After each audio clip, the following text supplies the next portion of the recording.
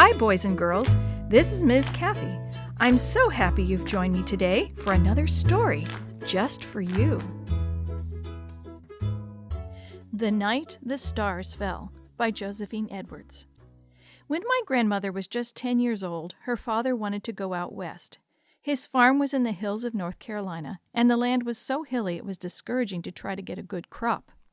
People told him of the broad, flat, fertile lands in a place called Indiana, where the soil was rich and productive. So the family sold out and got ready to go. Callens, that's my grandma's dad, had written ahead and purchased a homestead of 160 acres bordering a creek, the water of which never failed. With high hopes, the family packed up their beloved possessions in 2 huge covered wagons. No one dreamed of taking such journeys in a hurry in those days, for the road was bad and some of it had to be made as one went along. They always stopped and camped at nightfall, as near to a stream as they could. While everyone did their appointed tasks, Janie, Grandma's mother, prepared food that tasted like ambrosia after a bone-jarring day in the lurching covered wagons. When the memorable night of November 13, 1833 rolled around, the travelers were high in the Cumberlands, camped by the side of a swift, clear mountain stream. They had decided to camp here for a few days and wash clothes and gather in some food. There was a small town nearby, and the woods were near enough for Callens and his son Valen to get some deer and perhaps a pheasant and a wild turkey or 2. Janie wanted to bake some bread ahead, too. Pa and Ma and little Amby and baby Ann slept in the first wagon. Margaret, my grandmother, slept alone in the second, while big brother Valen, rolled in a blanket, slept underneath the wagon right on the ground. They all went to bed early that night of November 13, 1833. Margaret and her mother had done a big washing in the stream with the good homemade soap Janie had brought with her from the old home. Even as they went to bed, Margaret could see the clothes draped over the bushes, white patches in the darkness under the trees. Pa and Valen had been busy too. They had killed a deer, skinned it, and cut a lot of the meat in strips to dry so it would last them for a long time. Smoked, dried deer meat was called jerked venison. Everyone was tired, so the beds, such as they were, felt very good on that night so long ago. Margaret stretched out her young legs wearily between her mother's homespun sheets and drew the hand-woven coverlid over her. She had gone to sleep with the twilight barely gone and the western sky still flushed with the red of sunset. She was awakened by Pa shaking her gently, yet urgently.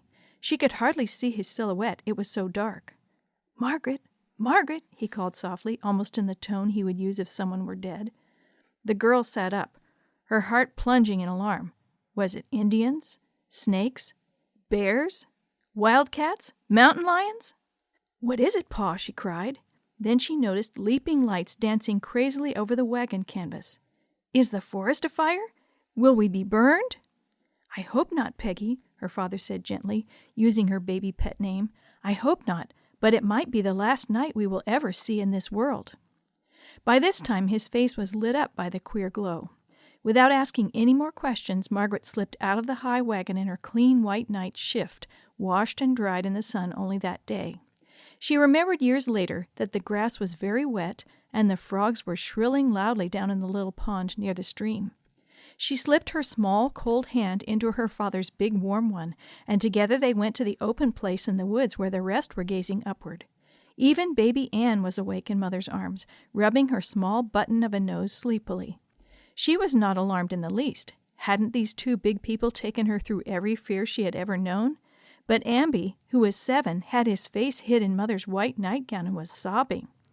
Margaret looked up as soon as she came out from under the thick, laced branches of the trees. A cold hand of fear clutched at her heart. The whole sky was ablaze with darting lights. It was as if the whole firmament was on the move. Every star seemed to be leaping, leaving a fiery trail right toward the place in the Cumberlands where she was standing. The sky was a vast riddle of blazing streaks, like a million flashes of lightning ripping through the sky at the same time. Margaret began to tremble, not only from fear, but from the cold. Fog was as thick as cotton balls down in the valley, and the chill penetrated even to the highlands, but no one thought of creeping back into the warm feather beds in the wagons, though little Ann did go to sleep, and Janie put her into the bed in the forward wagon. Margaret never forgot that night, even though she lived well into the next century and died almost 71 years after the night she saw the stars fall. After a while, when the children began to get a little used to the awful sight, Amby started to walk around and look up a little. He had kept his head under his mother's shawl, sobbing with fear for a long time. Then Father started to talk to them. "Children," he said, "do you remember that little pamphlet that someone brought to our house back there before we left North Carolina?" "Yes, Pa," Valentine answered slowly. "You read it out loud. It was by a man who believed the Bible says that the Lord will come the second time in our day." "Yes, as I remember, his name was William Miller," Callens answered slowly. "I remember we didn't put too much faith in it at the time," Janey said defensively. "No, we didn't, Janey. That's true," her husband answered. "You know, I have always avoided fanaticism, but this falling of the stars is something else again.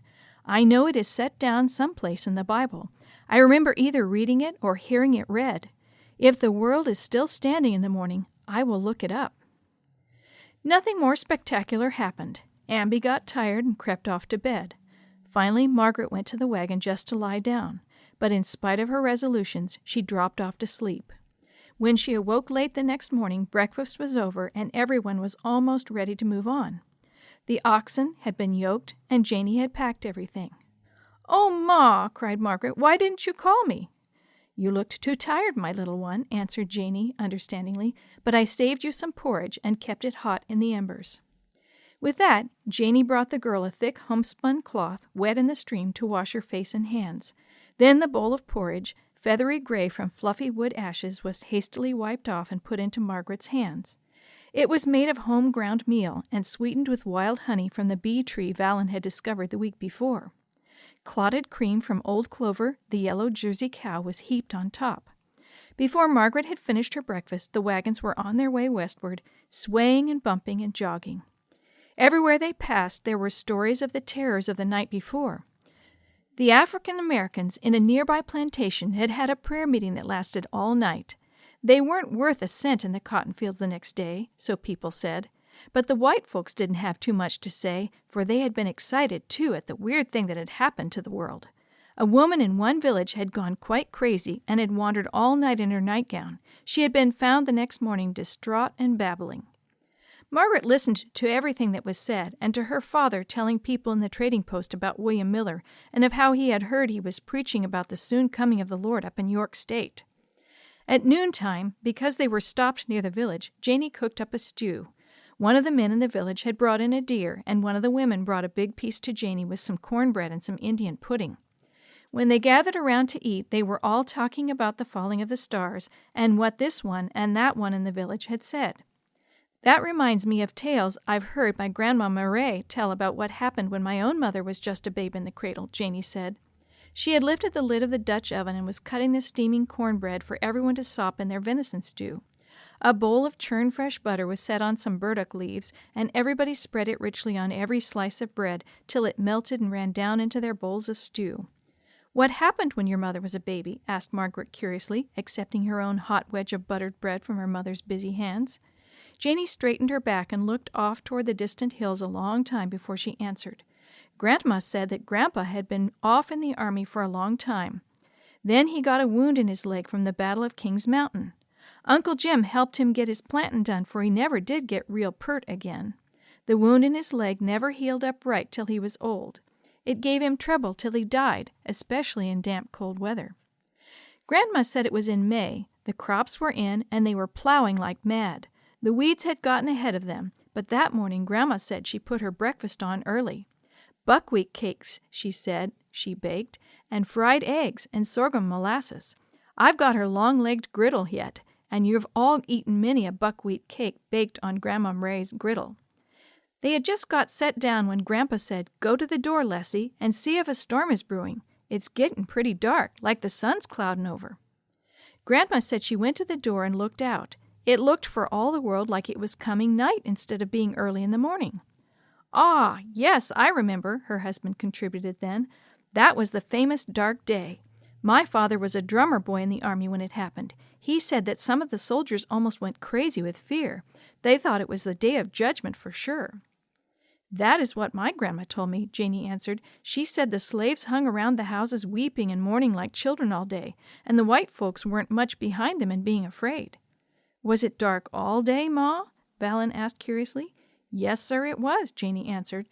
Grandma told me she lit candles, and no one went to the fields. The cows went to the shed, and the chickens flew up in the orchard trees and went to roost. She said that night was so dark you couldn't see your hand in front of your face, and the moon looked like a big pumpkin, glowing like phosphorus in the dark.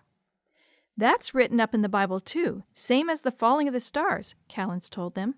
Then he got up and got his ponderous Bible off the wagon seat where he had been reading. He began to read to them as they sat on the green grass around the cook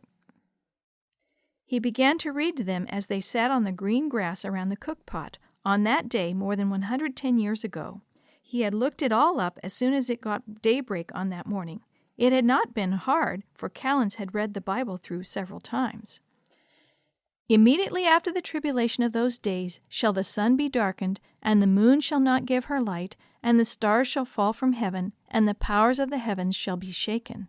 Matthew 24:29. Callens looked up from the big brass-bound leather book solemnly. 3 of these signs have come to pass in our day, he said. William Miller must have some truth at least, and I, for one, am going to look into it. What does it mean about the powers of heaven, Pa? Asked Valen curiously. That I do not know, my son, answered Callens. It has not taken place yet, but I believe it will happen, and we will know if it does in our day. We must serve God and be ready. Callens, Janie, Margaret, yes, even Valentine and Amby and baby Ann, all are dead.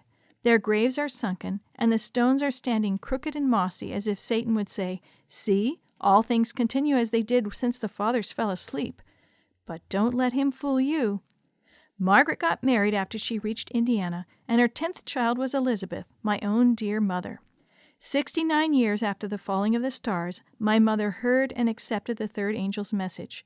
She, too, is sleeping, awaiting the trump of God and the awakening call of the Lord. She knew very well that the Lord will come at the appointed time. And so did my grandparents, and my greats, and great-greats, and great-great-greats, clear back to the dark day, May 19, 1780.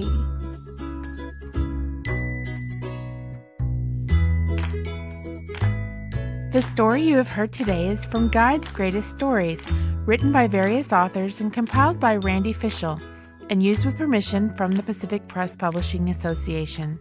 If you're interested in any other books published by the Seventh-day Adventist Church, please visit AdventistBookCenter.com or call 1-800-765-6955.